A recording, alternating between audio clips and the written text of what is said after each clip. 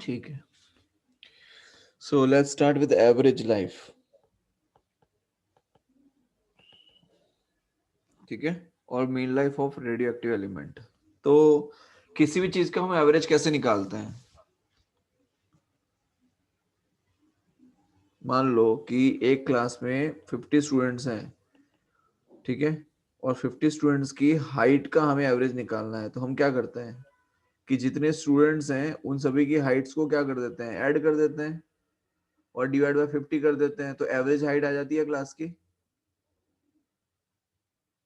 Yes और no? Yes sir. Yes, sir. तो similarly जब आप रेडियो एक्टिव एलिमेंट की एवरेज लाइफ निकालेंगे तो आपको क्या करना है, आपको टोटल लाइफ फाइंड करनी है ऑफ ऑल द एटम्स. जितने भी एटम है, total life of all the atoms.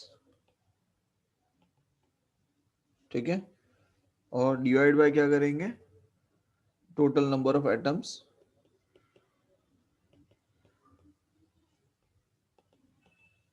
Present. ठीक है, तो इससे क्या आ जाएगा, आपका एवरेज लाइफ आ जाएगी. बोलो, क्लियर है यहां तक? ठीक है, हेलो. हाँ Yes, सर। sir. अब टोटल ये जो एवरेज लाइफ है, इस एवरेज लाइफ को हम रिप्रेजेंट करते हैं टाउ से. किससे रिप्रेजेंट करते हैं? टाउ. ठीक है,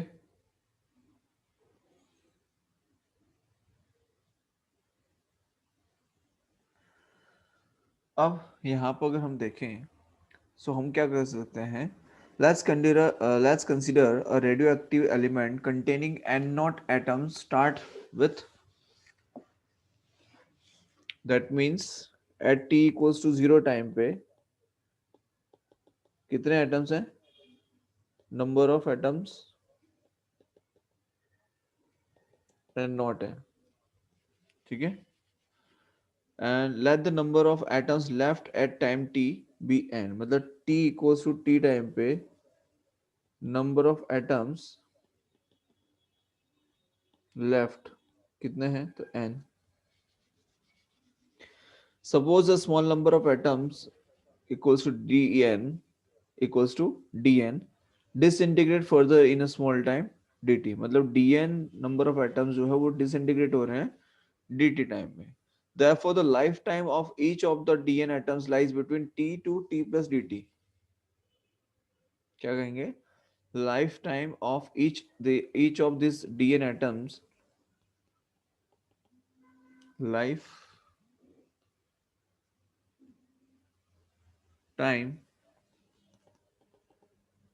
of each of these each of these dn atoms lies between t and t plus dt. ठीक है, and we say if dt is a very small time, dt क्या है, बहुत ही छोटा टाइम अगर हम ले रहे हैं, then हम क्या लिखेंगे, total age of dn atoms. ठीक है, total age of dn atoms को लिखेंगे d times of, sorry, t times of dn. And proceeding in this way, total lifetime of all the atoms in the sample of the element.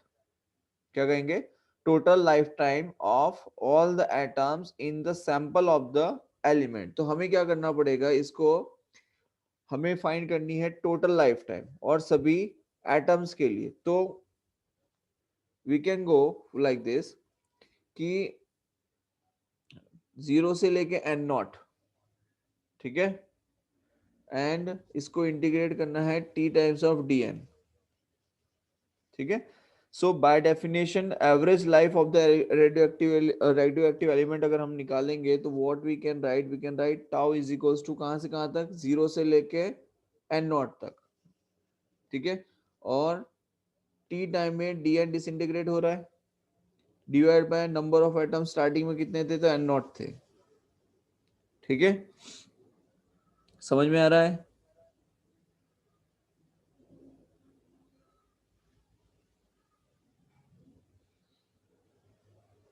और आगे हमने prove ये किया है कि dn is equals to minus S minus lambda into N dt। ये हमने आगे जो इक्वेशन प्रूव की है उसके अंदर इक्वेशन हमने रखी थी dn is equals to minus N lambda into dt। अब यहाँ पर n की जो वैल्यू है वो कितनी थी, n की वैल्यू थी N naught e raise to minus lambda T, right, और ये आ जाएगा इंटू dt। आई बात समझ में?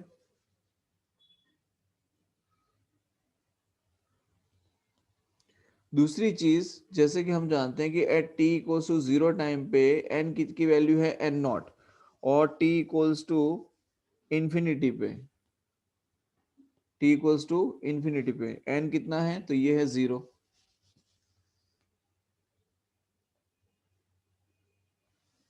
बोलो आई बात समझ में? तो टाउ को हम क्या लिखेंगे, integration from infinity to zero. Tau को क्या लिखेंगे, tau equals to integration from infinity to zero, और ये वैल्यू जो है,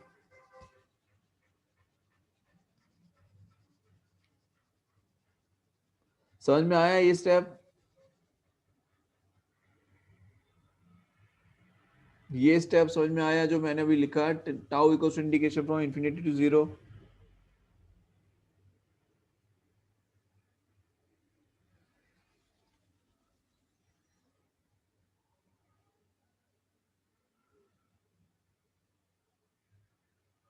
हेलो, बात आ रही है समझ में? Yes sir.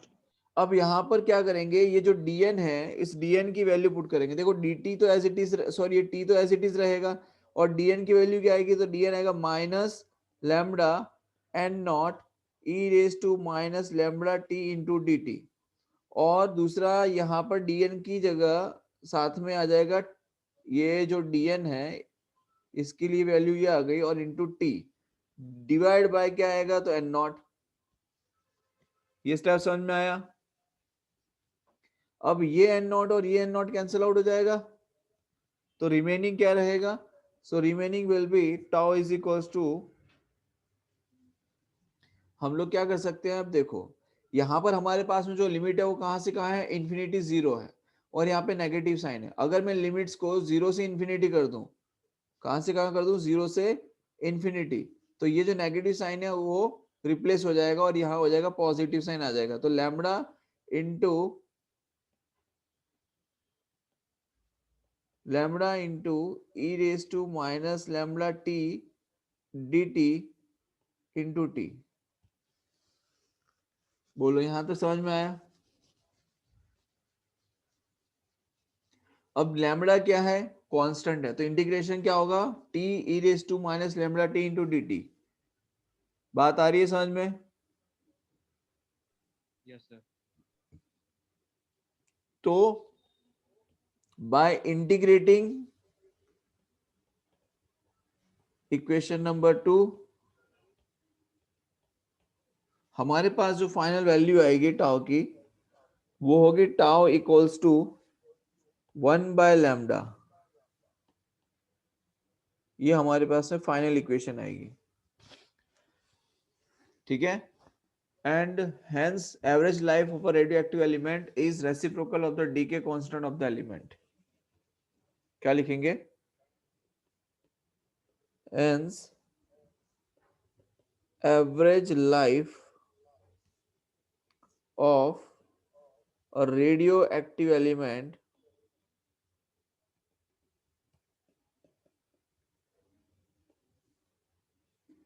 is reciprocal of the decay of the element। ठीक है, और लैम्डा की जो वैल्यू है वो क्या आ जाएगी, 0.6931 बाय टी। ठीक है। तो ये जो लैम्डा की वैल्यू आएगी, इस लैम्डा की वैल्यू को हम कहाँ पुट कर सकते हैं, तो यहाँ पुट कर सकते हैं। तो क्या हो जाएगा, tau is equals to T by 0.693, हाँ 0.6931, ठीक है। तो ये हो जाएगा 1.44 टी, ये आंसर आ जाएगा। ठीक है। तो हम क्या लिख सकते हैं कि average life of radioactive element is 1.44 times the half life of the element. क्या लिख सकते हैं कि average life of a radio active element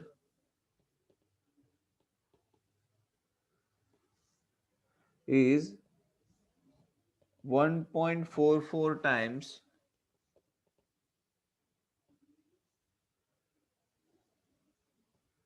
the half life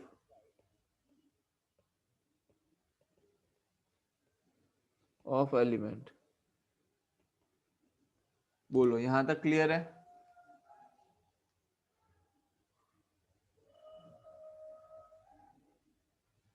यहां तक क्लियर है? Yes, sir. आगे देखो, नेक्स्ट है probability of decay and probability of survival. Next क्या है, probability of decay and probability of survival. ठीक है।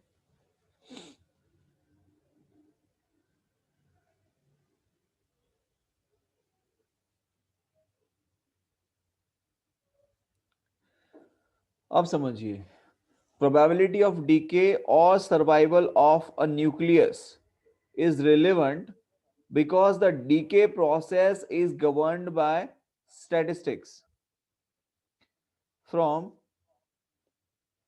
minus dn by dt is equals to n lambda, and dn by n को हम क्या लिख सकते हैं, माइनस लैम्डा इंटू dt।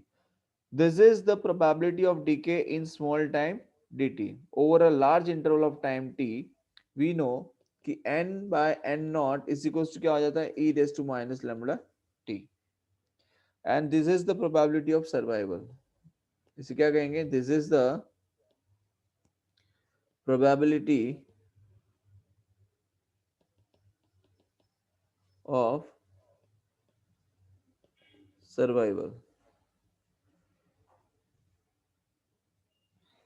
और दूसरा probability of decay, probability of decay,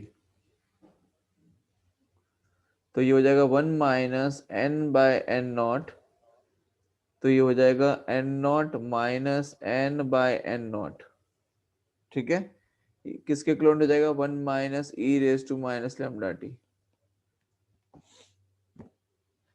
ये ध्यान रखना है आपको। ये क्या है, probability of decay over the time interval.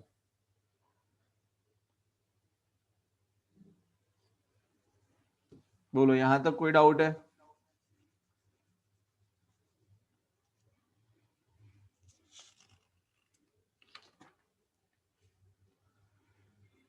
यहां तक कोई डाउट है किसी को?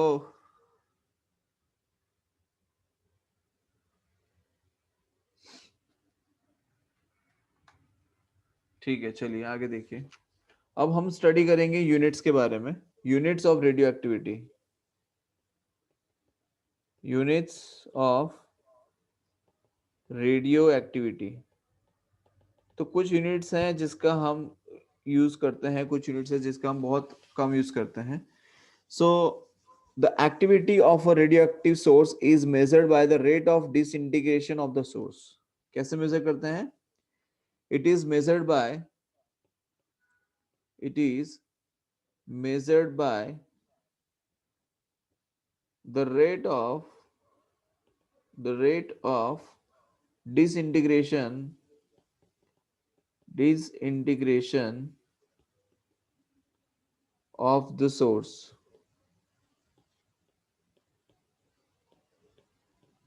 बोलो, कोई दिक्कत यहां तक?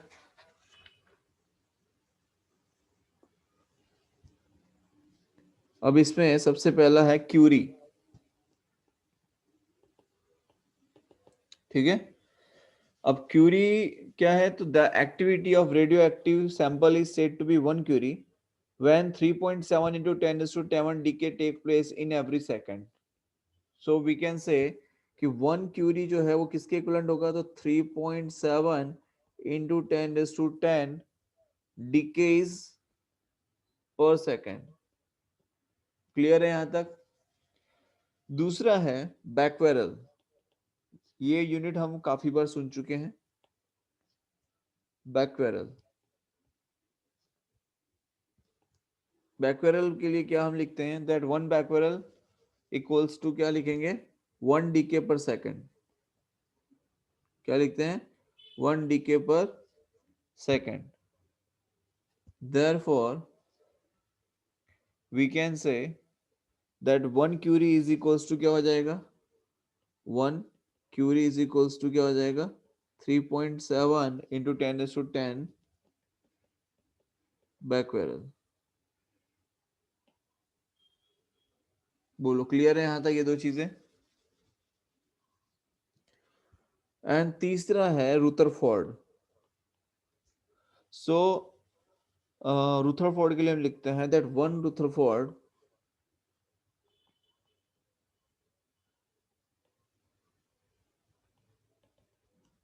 इसके लिए लिखते हैं 1 रुदरफोर्ड इक्वल्स टू 10⁶ डिकेज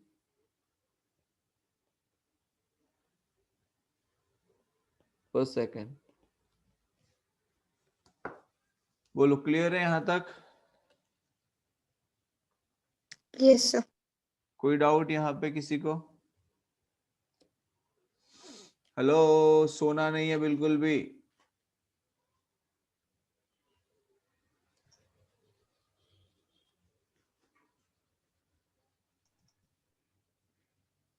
चलो देखो आगे। अब हमें यहाँ पर दो चीजें स्टडी करनी है। एक तो है न्यूक्लियर एनर्जी के बारे में। न्यूक्लियर एनर्जी के अंदर देखो बेसिकली दो चीजें होती हैं, एक होता है न्यूक्लियर फिजन और एक होता है न्यूक्लियर फ्यूजन, ठीक है। बट उसमें से हमें न्यूक्लियर फ्यूजन जो है वो स्टडी नहीं करना है, ठीक है। समझ में आ रहा है? मनीष, मनीष देखिए, a nuclear reaction represents the transformation of one stable nucleus into another nucleus by bombarding the former with suitable high energy particles. क्या कहेंगे? a nuclear reaction a nuclear reaction represents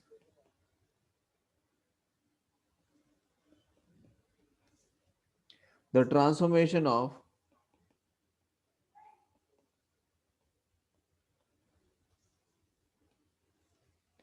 one stable nucleus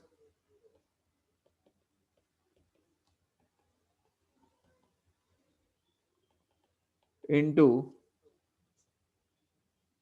another nucleus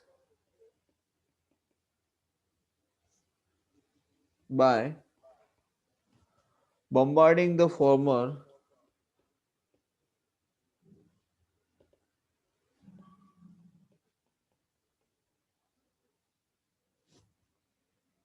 with suitable high energy particles. With suitable high energy particles.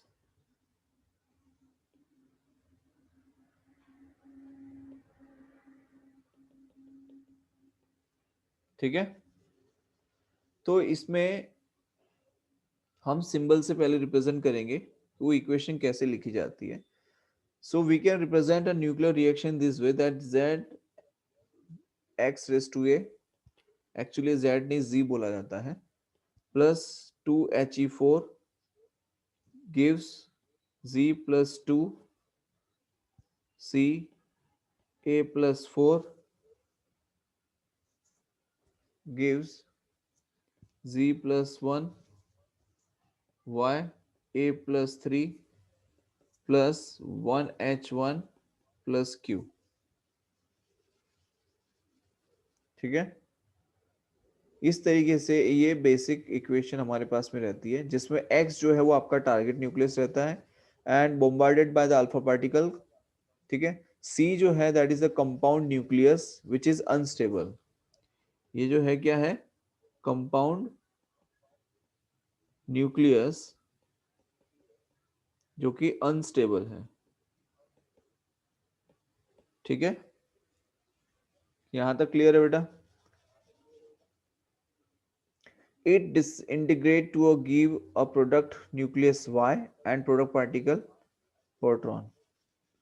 The reaction is named alpha proton reaction after the name of the projectile alpha and product particle is proton. ठीक है. अब देखिए, suppose हमारे पास में एक example के लिए आपको एक इक्वेशन बता रहा हूं.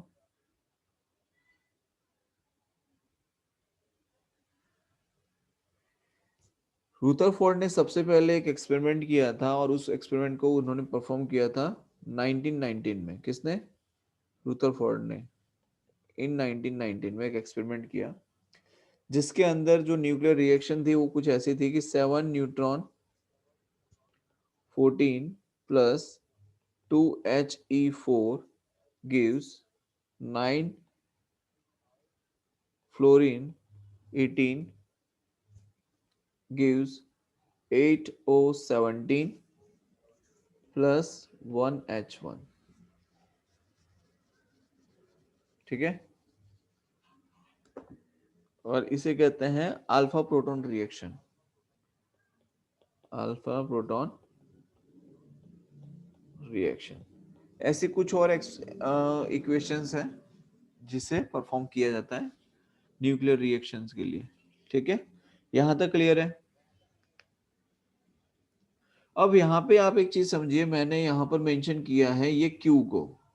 अब यहाँ पर ये जो मैंने Q मेंशन किया है इसका मतलब क्या है वो समझिए. सपोज अगर हम ये कहें कि न्यूक्लियर रिएक्शन के अंदर ये जो Q है और उसकी जो वैल्यू है वो अगर पॉजिटिव है, इफ आई से the Q value is positive, क्या लिखें? Q value is positive, energy is released. ठीक है. एंड इस टाइप की जो रिएक्शंस होती हैं उसे कहते हैं एक्सोर्जिक रिएक्शंस. ठीक है, ये जो रिएक्शन एक ऐसी रिएक्शन होती है एक्सोर्जिक.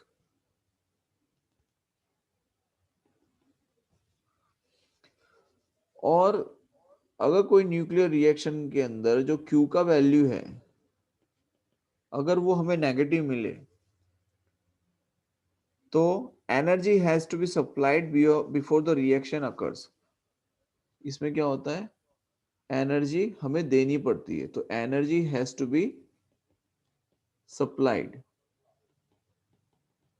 तो इस टाइप की जो रिएक्शन है उसे कहते हैं एंडोर्जिक.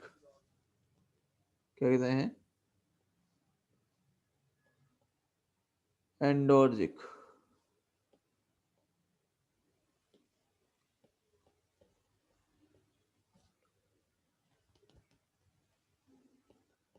बोलो, क्लियर है यहां तक?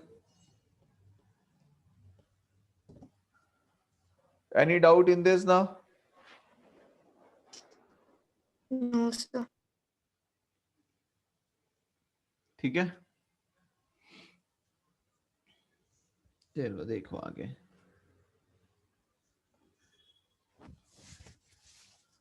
अब न्यूक्लियर एनर्जी है उसके अंदर दो तरीके की रिएक्शन हम देखते हैं. एक होता है न्यूक्लियर फिजन और एक होता है न्यूक्लियर फ्यूजन। ठीक है, ये दो चीजें हैं हमें स्टडी करनी होती है। इसमें सबसे पहले हम स्टडी करेंगे अबाउट द न्यूक्लियर फिजन। किसके बारे में? न्यूक्लियर फिजन के बारे में हम स्टडी करेंगे उसके लिए। ठीक है, तो nuclear fission is the phenomenon of splitting of a heavy nucleus into two और मोर लाइटर न्यूक्लियाई। क्या कहेंगे? Nuclear fission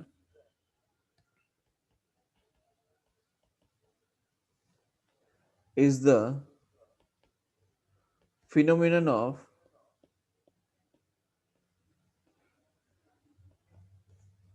splitting of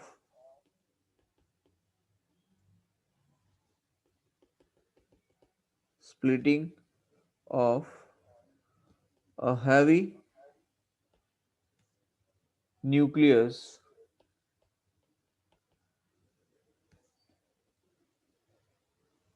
into two or more lighter nuclei। ठीक है,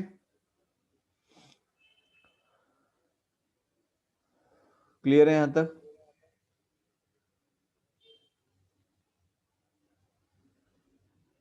और इस प्रोसेस में क्या होता है कि सर्टेन मास जो है वो डिसअपियर हो जाता है वाइल द स्प्लिट।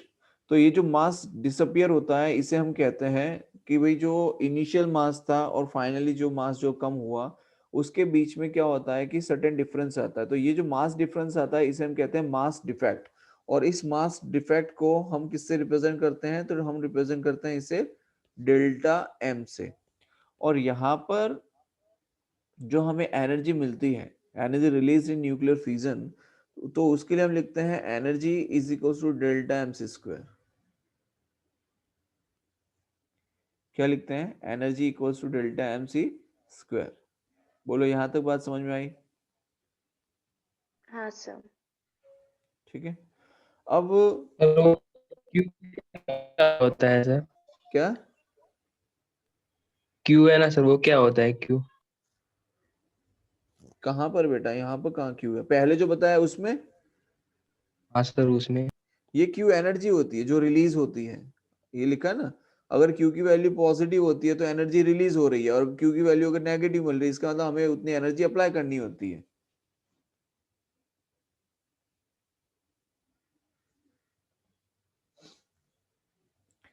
अब यहाँ पे हान एंड स्ट्रैसमैन ने डिस्कवर किया that 92 uranium 235 is bombarded with the thermal neutrons and it splits up into barium and krypton with the emission of 3 neutrons along with 200 mega electron volt energy। ठीक है, तो ये जो रिएक्शन है इस reaction को देखिए, क्या रिएक्शन थी? तो 92 यूरेनियम 235 प्लस न्यूट्रॉन्स यहाँ पे बॉम्बार्ड करवाए गए, 0 neutron 1 gives 56 barium 141 plus 36 krypton 92 plus 3 times of 0 neutron 1 plus q is the energy। और ये जो एनर्जी रिलीज हो रही है ये कितनी है? 200 mega electron volt energy release होती है यहाँ पर। बोलो, आई बात समझ में?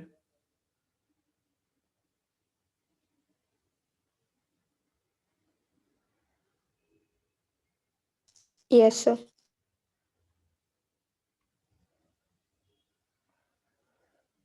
अब यहाँ पर जो न्यूक्लियाई प्रोड्यूस होते हैं, ठीक है, ये हाईली अनस्टेबल होते हैं एंड हाईली रेडियोएक्टिव होते हैं and also they emit beta particles until they reaches to a stable product। जब तक कि वो स्टेबल नहीं होते तब तक क्या करते हैं? बीटा पार्टिकल्स को एमिट करते रहते हैं। ठीक है, यहां तक समझ में आया बेटा? न्यूक्लियर फिजन की जो रिएक्शन है उसको समझ में आया? समझ में आई ये रिएक्शन? Yes sir.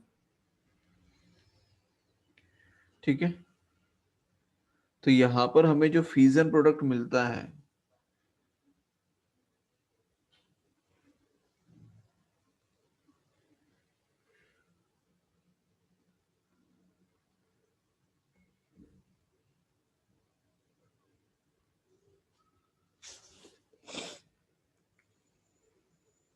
तो लिख सकते हैं that fragment nuclei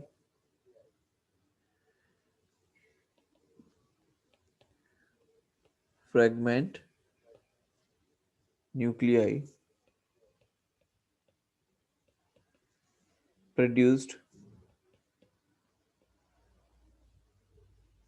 in fission are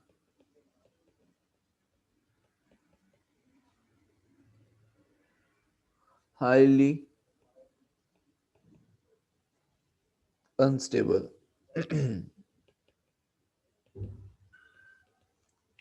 ठीक है, और ये तब तक अनस्टेबल रहते हैं जब तक कि वो अपनी एनर्जी को, मतलब कि तब तक ये एनर्जी रिलीज करते रहते हैं, या फिर हम ये कह सकते हैं दे एमिट बीटा पार्टिकल्स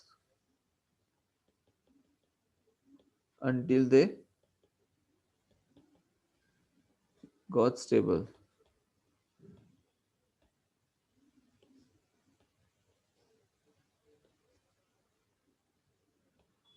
स्टेबल नहीं होते तब तक कि ये बीटा पार्टिकल्स को एमिट करते रहते हैं।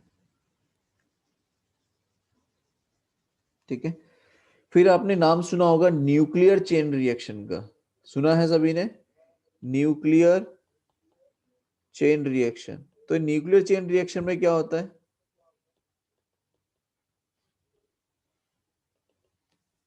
बताओ? न्यूक्लियर चेन रिएक्शन में क्या होता है?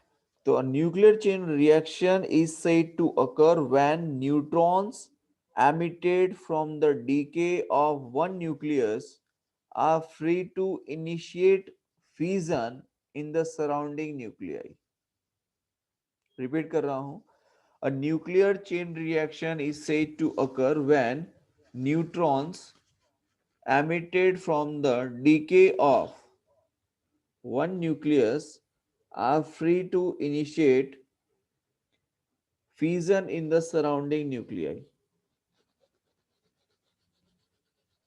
ठीक है, तो जैसे कि हमने पहले इक्वेशन बनाई 92 uranium 235 plus 0 neutron 1 gives 56 barium 141 36 krypton 92 plus 3 times 0 neutron 1 plus energy release होती है, राइट? तो यहाँ पर ये जो एक रिएक्शन है वो कंटिन्यूस रहती है, इसी को हम, इसीलिए हम उसे चेन रिएक्शन कहते हैं, and would start and a huge amount of energy will be released in a short time. This chain reaction I am going to show you here. देखिए ये चेन रिएक्शन जो है वो कैसे काम करती है कि सपोज ये हमारे पास में न्यूट्रॉन है, ठीक है, रुको यहाँ बनाता हूँ, ओके, और यहाँ पर हमारे पास में ये ले लिया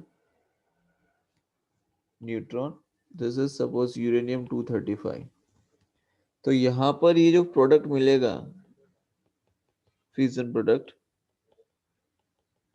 ठीक है, इसी में से क्या होता है कि जो न्यूट्रॉन निकलता है वो न्यूट्रॉन आगे जाके इसी प्रोसेस को कंटिन्यू रखता है।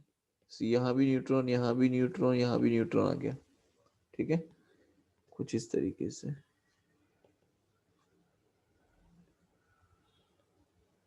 लाइक दिस, और यहाँ से और स्प्लिट होता है ये लाइक दिस। तो यहाँ भी और यहाँ भी तीनों जगह न्यूट्रॉन न्यूट्रॉन न्यूट्रॉन आ जाएगा। यहाँ पर भी सेम वही प्रोसेस होगा, ठीक है, लाइक दिस, ये न्यूट्रॉन, ये न्यूट्रॉन, ये न्यूट्रॉन। सिमिलरली यहाँ पर भी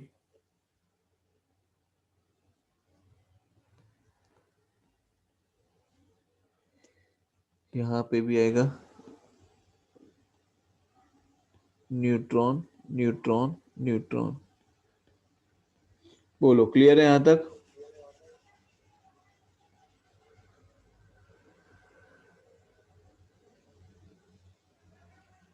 अब समझिए, ये जो Fp है ये रिप्रेजेंट करता है फ्यूजन प्रोडक्ट। Fp क्या रिप्रेजेंट करता है? फ्यूजन प्रोडक्ट, ठीक है।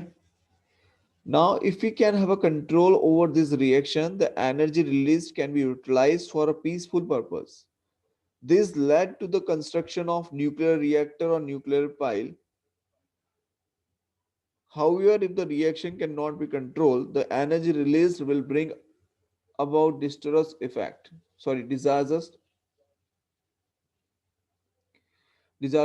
disasters effect. This led to the discovery of an atom bomb. जैसे कि आप जानते हैं कि एटम बॉम्ब या न्यूक्लियर बॉम्ब की हम जो बात करते हैं, बेसिकली वो यही होता है, वो रिएक्शन है जो कंटिन्यूअसली चलती रहती है, चेन रिएक्शन। अगर आप उसको कंट्रोल कर लेते हो तो उसी कंट्रोल की वजह से आप इसी रिएक्शन का यूज करके एनर्जी को यूज कर सकते हो प्रॉपर फॉर्मेट में फॉर अ गुड कॉज। अगर इसी चीज को आप कंट्रोल नहीं कर पाओगे तो ये एक बॉम्ब की तरह बन जाता है, बिकॉज ये क्या है कि ये self propagating nuclear chain reaction है। क्या है? सेल्फ सर कहाँ पे प्रोपेगेटिंग। हुआ था? सॉरी, कहाँ पे बनाया था ये एटम बॉम्ब? कहाँ पे बना था मतलब? मतलब सबसे पहली बार कहाँ पे हिरोशिमा बनाया और था? नागासाकी का नाम तो सुना ही है ना। ऐसे नहीं सर, बनाया कहाँ पे था ऐसे? यूएसए वालों ने ही बनाया था सबसे पहले, वहीं तो ये सब नाटक किए गए थे। ठीक है, तो हिरोशिमा और नागासाकी पे सबसे पहला अटैक वहीं पे किया गया था। और कब? 1943। क्यों नहीं, क्लास तो चालू हो नहीं पा रही, तेरे को वहां न्यूक्लियर स्टेशन पे और ले जाओ। चलो देखो, न्यूक्लियर रिएक्टर। ले जाओ सर, हमें तो It's a powerful device wherein the nuclear energy produced is utilized for constructive purposes. A nuclear energy is based upon the controlled nuclear chain reaction. Nuclear reactor किस पे बेस्ड होता है? Controlled nuclear chain reaction. So first thing, it is based upon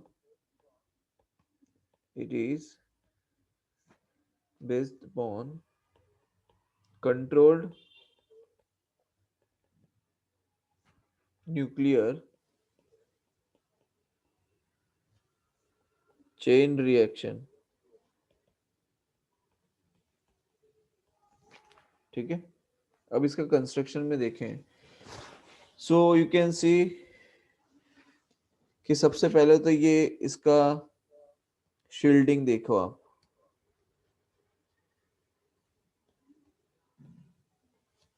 shielding, then ये इसका fusion chamber, उसके बाद में यहाँ पर ये फ्यूल रॉड्स है, देन इट्स अ मॉडरेटर, ये कंट्रोल रॉड्स है जो रिएक्शन को कंट्रोल करने का काम करेगी।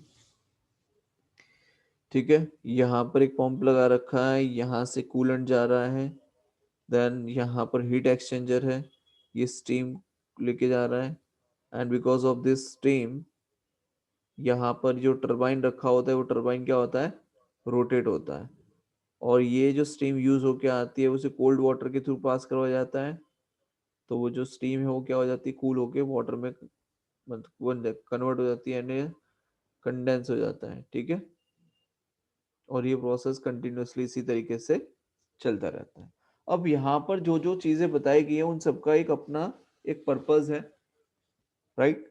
तो सबसे पहले nuclear fuel, the most important thing. ठीक है, जहां यहाँ पर हमने लिखा है फ्यूल रॉड्स, तो ये कौन सी फ्यूल रॉड्स होंगी? It's basically nuclear fuel. Nuclear fuel, it's a fissionable material to be used for the fission process. Commonly used fuels in nuclear reactors are, तो फ्यूल रॉड जो होती है वो कौन कौन सी होती है? न्यूक्लियर फ्यूल की अगर हम बात करें तो इसमें जो रॉड्स यूज होती हैं वो कौन कौन सी है? तो उसका जो मटेरियल है वो है यूरेनियम 235, यूरेनियम 233 और प्लूटोनियम 239 एटसेट्रा। ठीक है, generally uranium oxide pellets are inserted end to end into long hollow metal tubes constituting the fuel rods. When slow neutrons interact with the fuel, the fission starts and the energy is released. क्या किया जाता है? Uranium oxide pellets are inserted end to end into long hollow metal tubes constituting the fuel rods. When slow neutrons interact with the fuel, the fission starts and the energy released. ये पहला हो गया nuclear fuel के बारे में. Second होता है moderator. अब मॉडरेटर का क्या काम होता है, ये हम उसकी वर्किंग के बारे में स्टडी कर रहे हैं बेटा अभी. ठीक है. अब मॉडरेटर का काम क्या होता है, तो its function is to slow down the fast moving secondary neutrons produced during the fission. क्या करता है, ये प्रोसेस को स्लो डाउन करने का काम करता है. So we will say slow down the fast moving, slow down the fast moving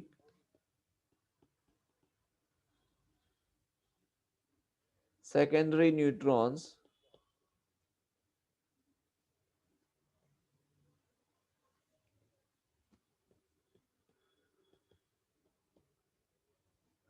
produced during the fission,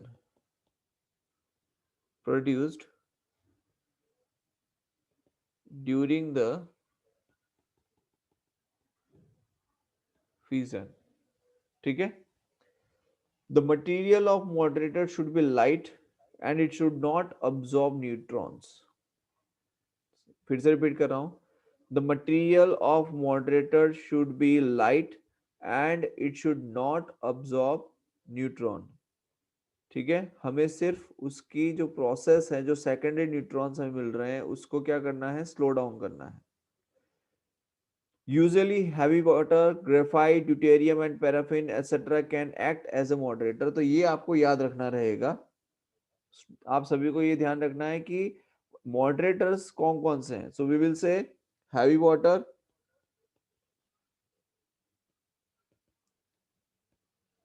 graphite. Sir mostly तो ग्रेफाइट ही यूज होता है. हाँ, सस्ता होता है इसलिए. ग्रेफाइट, ड्यूटेरियम,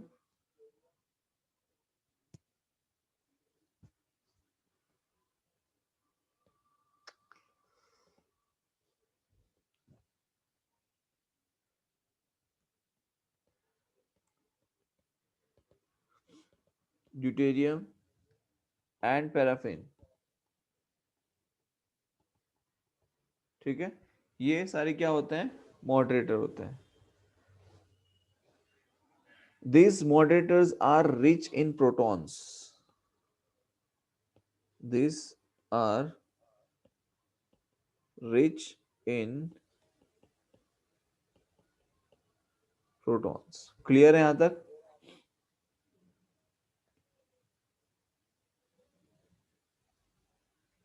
अब यहां पर प्रोटॉन का क्यों यूज हो रहा है वो समझिए. When fast moving neutrons collide with protons of moderator substances, मतलब कि जो हमने मॉडरेटर लिए हैं उसके अंदर क्या प्रोटॉन्स ज्यादा हैं, तो जब वो कोलाइड होते हैं तो उसकी वजह से क्या होता है, the energies are interchange and the neutrons are slow down. क्या होगा, एनर्जी जो है वो क्या होगी, इंटरचेंज होगी और उसकी वजह से न्यूट्रॉन्स जो होंगे वो क्या होंगे, स्लो डाउन हो जाएंगे. Such neutrons are called thermal neutrons which cause fusion of U-235 in the fuel. और इस तरीके के जो न्यूट्रॉन्स होते हैं उसे हम क्या कहते हैं, थर्मल न्यूट्रॉन्स कहते हैं. तो ये हो गया मॉडरेटर. तीसरा है control rods.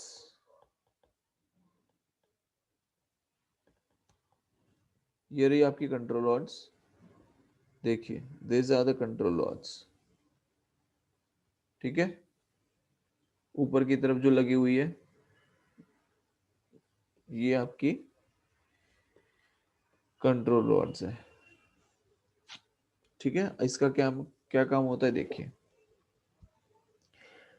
So control rod का काम है, they have the ability to capture the slow neutrons. तो जो स्लो न्यूट्रॉन्स उसको क्या कर सकता है, वो कैप्चर कर सकता है. To control the chain reaction from the becoming violent, rods of boron and cadmium are inserted into the holes of reactor core up to desirable length. As a result of it, the desired number of neutrons are absorbed and only limited number of neutrons are left to produce fission. These rods can be adjusted from outside the reactor in order to control the chain reaction. अब देखिए यहाँ पर ये जो control rods हैं, ये control rods किसकी बनी होती हैं? तो ये बनी होती है बोरॉन एंड कैडमियम।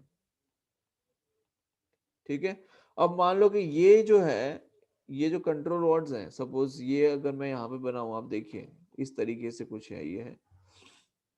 ठीक है, अब क्या कर सकते हो आप कि जब आपको लगे कि मुझे ज्यादा न्यूट्रॉन ऑब्जर्व करने हैं, तो आप क्या करोगे, इस पूरे को अंदर ले जाओगे। ठीक है, और वो क्या करेगा, जो स्लो न्यूट्रॉन्स होते हैं, उस स्लो न्यूट्रॉन्स को क्या करता है, कंट्रोल करने का काम करता है। ठीक है, और स्लो न्यूट्रॉन्स को वी कैन से कि वो उसके अंदर एबिलिटी होती है टू कैप्चर इट, राइट। सो उसकी वजह से क्या होता है, जब न्यूट्रॉन्स, नंबर ऑफ न्यूट्रॉन्स कम हो जाएंगे, तो डेफिनेटली जो चेन रिएक्शन है वो क्या हो जाएगी, स्लो हो जाएगी। समझ में आया? और सपोज आपको मान लो कि नंबर ऑफ न्यूट्रॉन्स जो है उसको बढ़ाना है, तो आप क्या करोगे, ये जो रॉड है इसको बाहर ले लोगे, आप इसे आउट कर दोगे, तो क्या हो जाएगा, ये जो नंबर ऑफ न्यूट्रॉन्स ऑब्जर्व कर रहा था वो ऑब्जर्व करना बंद कर देगा, तो वापस से रिएक्शन फास्ट हो जाएगी। और सपोज अगर फिर से फास्ट हो गई, अगर आपको स्लो डाउन करना है, तो आप इसे क्या कर सकते हो, आप इसे इंसर्ट कर सकते हो, तो नंबर ऑफ न्यूट्रॉन्स को क्या करेगा, ऑब्जर्व कर लेगा। बोलो, आई बात समझ में? और ये बने किसके होते हैं, बोरोन एंड कैडमियम।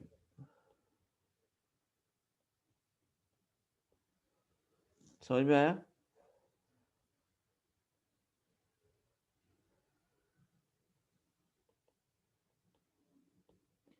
किसका है ये बना हुआ, boron and cadmium are inserted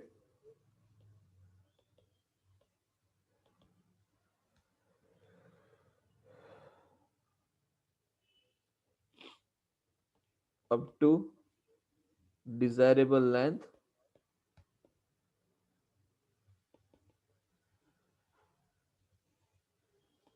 to absorb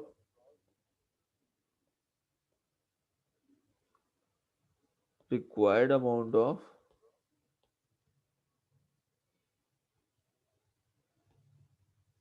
neutrons. बोलो, क्लियर है यहां तक? चौथा है कूलेंट।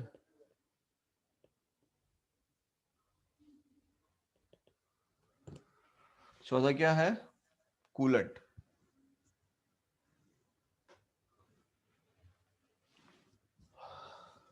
ठीक है, चलो कूलेंट के बारे में समझो।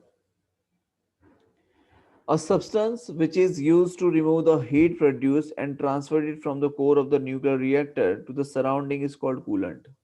कूलेंट का काम हम समझाते हैं, आपकी गाड़ी में भी कूलेंट डाला जाता है, right. So we can say a substance which is used to remove the heat produced and transfer it from the core of the nuclear reactor to the surroundings is called coolant. At ordinary temperature, water and high water serves as coolant, but at high temperature, liquid sodium used as a coolant. तो हमें high temperature पे at high temperature liquid sodium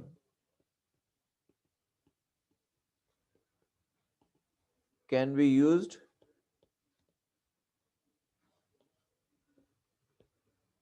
as a coolant. बोलो, clear है यहां तक?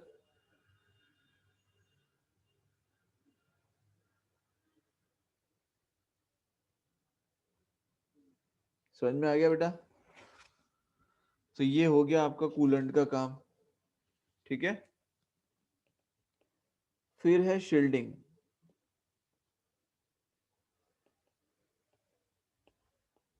SHIELD, shielding. Shielding क्या है, देखो ये रहा आपका शील्डिंग, दिख रहा है, ये जो आपको दिख रही है ना बाहर एक बाउंड्री टाइप, ठीक है, ये क्या है, ये शील्डिंग है। चैम्बर टाइप, ठीक है। So the whole reactor is protected with the concrete walls, ठीक है। क्या कह सकते हैं कि ये जो शील्डिंग है वो किस चीज के है, कॉन्क्रीट वॉल होती है ये, और कॉन्क्रीट वॉल, और इसकी थिकनेस होती है 2 to 2.5 मीटर थिक, मतलब करीबन 6 से 7 फीट हम ये कह सकते हैं कि उसकी थिकनेस होती है, ठीक है। सो ये क्यों किया जाता है, so that nuclear reaction, so that nuclear reaction may not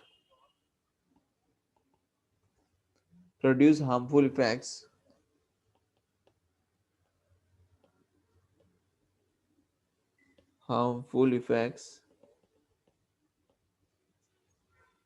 working on the reactor.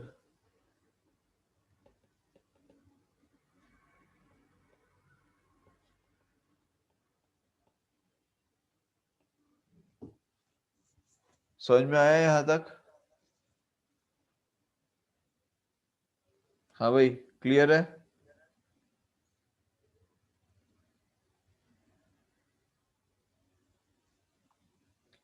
बोलो, यहां तक कोई डाउट है किसी को?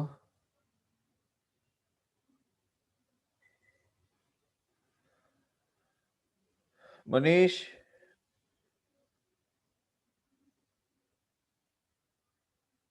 प्रथम,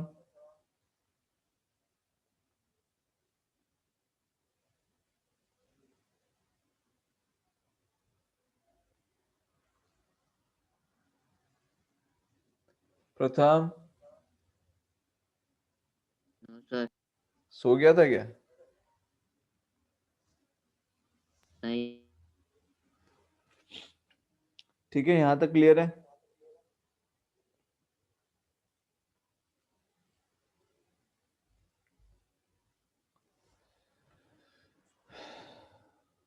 अब वर्किंग के बारे में मुझे कुछ खास बताने की जरूरत नहीं, बिकॉज वो आपको दिख ही रहा है कि वर्किंग कैसे क्या हो रही होगी। आप इसको सिर्फ पढ़ लोगे तो भी आपको आइडिया आ जाएगा। मेन जो आपको ध्यान रखना है वो है इसका फंक्शनिंग, कि शील्डिंग का क्या काम है, कंट्रोल रॉड्स का क्या काम है, कूलेंट का क्या काम है, फ्यूल रॉड्स का क्या काम है, मॉडरेटर का क्या काम होता है, राइट। तो इन सभी चीजों को आपको पता होना चाहिए। अगर ये आपको पता है तो आप इसका कंस्ट्रक्शन और वर्किंग दोनों बेहतरीन तरीके से आप खुद से ही लिख सकते हैं, ठीक है।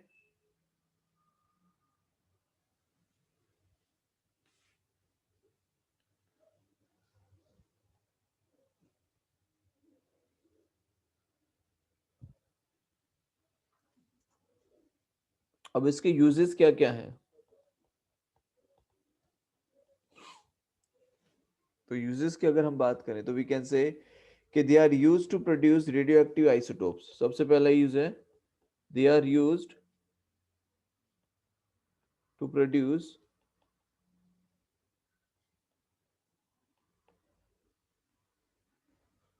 रेडियो एक्टिव आइसोटोप्स,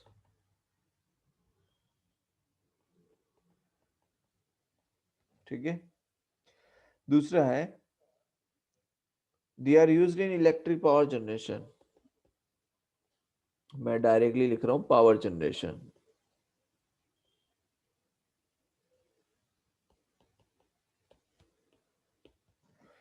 तीसरा है, they can be use for the propulsion of ships, submarines and aircrafts, for the propulsion of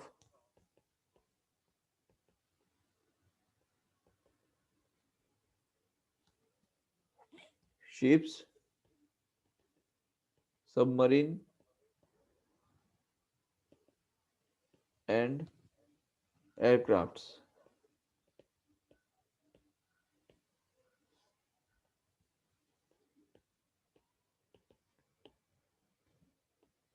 ठीक है।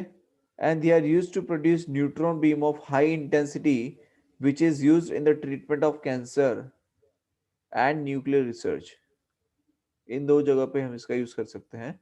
So it can be used to produce to produce neutron beam of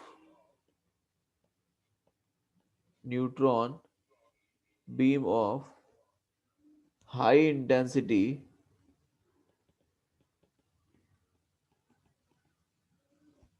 which is used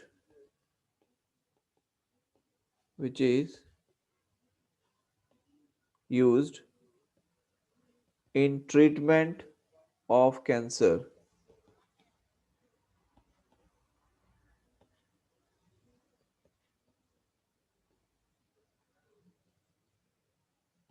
and nuclear research.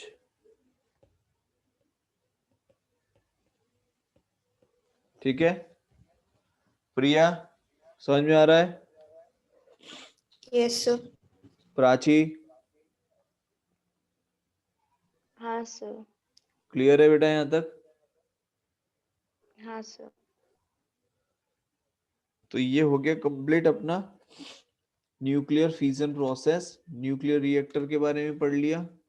ठीक है, अब आपको क्या करना है, आपको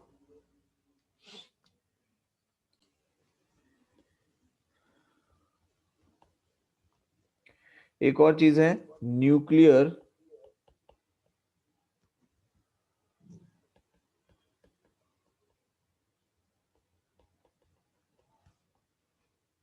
इसका मतलब क्या है, मतलब ये जो वर्ड है इसका मीनिंग मतलब क्या होता है? That means it is the name given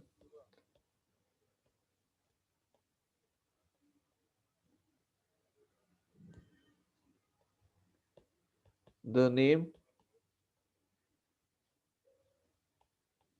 किस चीज के लिए दिया जाता है ये name?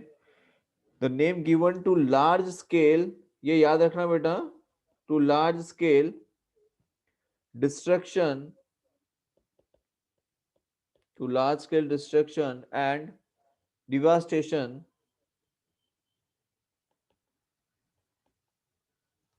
that would be caused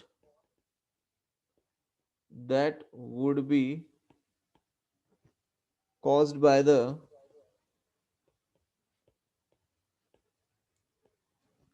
use of nuclear weapon.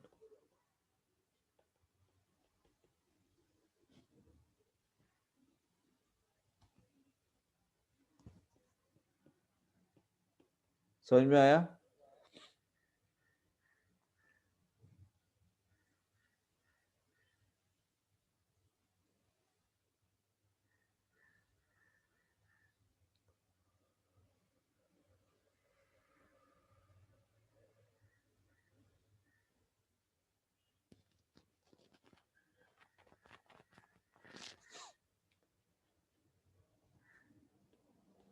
इसमें दो इफेक्ट्स होते हैं.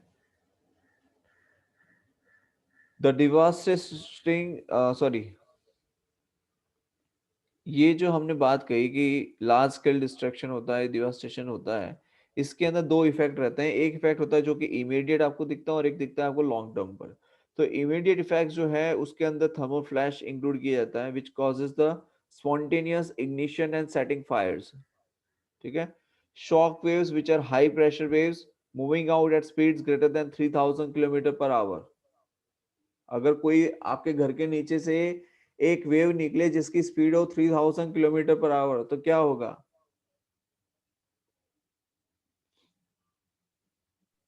तो सब टूट तहस जाएगा नहस हो जाएगा ना, राइट? सर. यस. सर ऐसे नहीं सर, अगर वेव इतनी स्पीड से जा रही है तो वो भी सोनिक बूम कर रही होगी ना. सोनिक बूम कर रही होगी, तेरे को सोनिक बूम की पड़ी है भाई, कुछ बचेगा क्या वहां बूम करने के लिए? सोनिक बूम तो ऐसे नहीं सर, 330 पे ही कर है. रही होगी क्या? हाँ हाँ हाँ, सोनिक तो बूम के कितने लिए, सारे हो गए? सोनिक बूम जो होता है वो एयर में होगा, ये तो जमीन के अंदर से वेव निकल रही होगी. ठीक हाँ है, सर. सर एयर इलेक्ट्रोमैग्नेटिक में भी सर पल्स, कितने सारे हो गए? इलेक्ट्रोमैग्नेटिक पल्स जो होंगी यहाँ पे which can destroy the power distribution system, telecommunication and computer network. ये सब इमीडिएट इफेक्ट्स में आएंगे. Immediate effects. और एक होता है लॉन्ग टर्म इफेक्ट्स। ठीक है, तो इमीडिएट इफेक्ट्स हो गया, समझ लिया। लॉन्ग टर्म में क्या होगा? Long term effects include radioactive fallout specially from small fission bombs and nuclear winter that may follow large scale detonations. Sunlight might be blocked from the Earth's surface, resulting in lower temperature and destruction of plant life. The protective ozone layer could also be damaged. ये long term effects हैं। समझ में आया?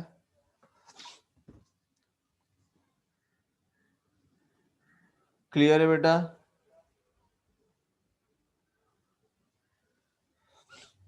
Immediate effect and long term effects.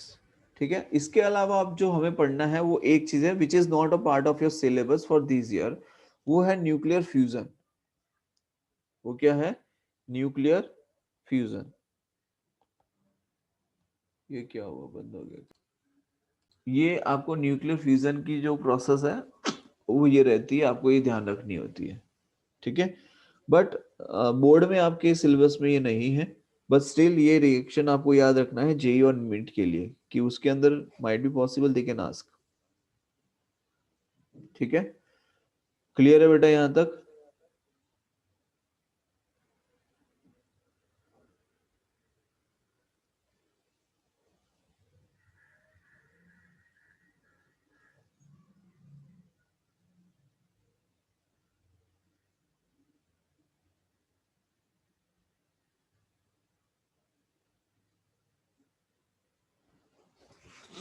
फिर एक term आती है जिसे हम कहते हैं thermo nuclear fusion. Thermo nuclear fusion, ये इसी के अंदर एक पार्ट है, वो मैं आपको बताता हूं। तो यहाँ पर क्या है आपको याद रखना है, मतलब आप बाद में मैं जो वीडियो अपलोड करूंगा उसमें से आप लिख लेना, मैं लिख नहीं रहा हूं यहाँ पे। द एसेंशियल कंडीशन फॉर, फिर से रिपीट कर रहा हूं, the essential condition for carrying out nuclear fusion is to raise the temperature of the material. तो क्या करना पड़ेगा आपको? जो मटेरियल है उसका टेम्परेचर क्या करना पड़ेगा आपको? न्यूक्लियर फ्यूजन प्रोसेस करने के लिए टेम्परेचर रेज करना पड़ेगा, so that particles have enough energy due to their thermal motion and they can penetrate the Coulomb barrier. This process is called thermonuclear fusion. ठीक है, तो ये आपको ध्यान रखना है, थर्मोन्यूक्लियर फ्यूजन प्रोसेस का नाम क्या होता है इसके अंदर, राइट? बाकी मैंने आपको बता दिया जो रिएक्शन थी न्यूक्लियर फ्यूजन की, जिसमें से लाइट एंड न्यूक्लियर में से हैवी और न्यूक्लियस अनस्टेबल और we can say unstable nucleus हमें मिलता है। बोलो यहां तक किसी को कोई डाउट है?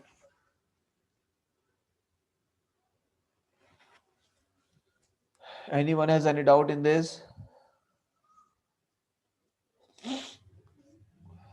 प्रथम, दिव्या, No, sir.